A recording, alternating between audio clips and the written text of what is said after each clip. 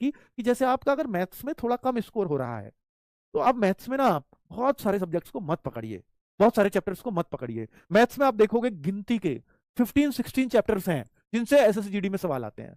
उनमें भी अगर ये देखोगे ना, उनमें भी ये देखोगे कि सर मुझे ये बता दो 16-17 सवाल कितने चैप्टर से आते हैं, तो वो केवल 8-9 चैप्टर्स हैं जिनसे आपके 8-9 चैप्टर्स हैं, मात्र 8-9 चैप्टर्स जिनसे आपके 16 क्वेश्चंस आ जाएंगे, हर शिफ्ट में आ जाएंगे।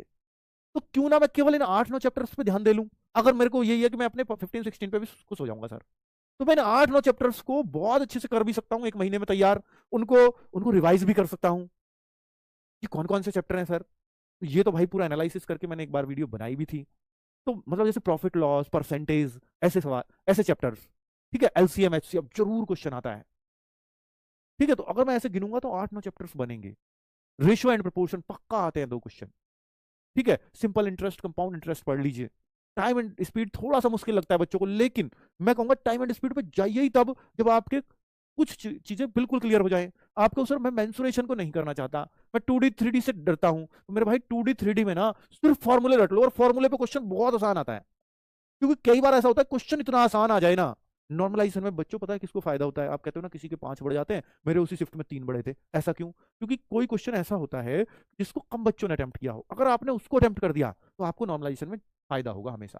तो क्वेश्चन 1 पॉइंट कुछ मार्क्स का बन जाए, मतलब जैसे 2 का मार्क्स का क्वेश्चन है वो 2 पॉइंट कुछ का हो जाता है विद नॉर्मलाइजेशन। ये चीज है, समझ में आई आपको बात, कि एक बच्चे के उस शिफ्ट में 5 बढ़ रहे हैं, उसी शिफ्ट में एक बच्चे के 7 बढ़ रहे हैं, तो इसका मतलब यही है कि उसने उन क्वेश्चनों को किया होगा जिसको ज्यादातर बच्चों ने नहीं किया।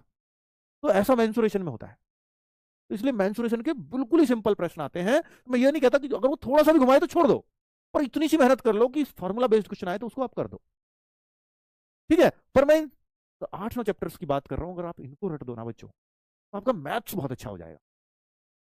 उनको कर लो। और मैं दीपक सर से स्पेशली बोला है मेरे भाई, उसमें ना वो एक रामबाण सीरीज ला रहे हैं, और वो उन्हीं चैप्टर्स की लाएंगे। ये जो 8-9 चैप्टर्स हैं इसको जरूर जरूर देखना। वो रामबाण जो लाएंगे ना वो 2-3 घंटे की होगी और एक चैप्टर खत्म करेंगे उसमें। और उस वीडियो को 2-3 बार देख लेना, और उस पर बेस्ड और क्वेश्चंस करना, जिससे कॉन्फिडेंस आएगा। ये मैथ्स करने का सबसे अच्छा तरीका है।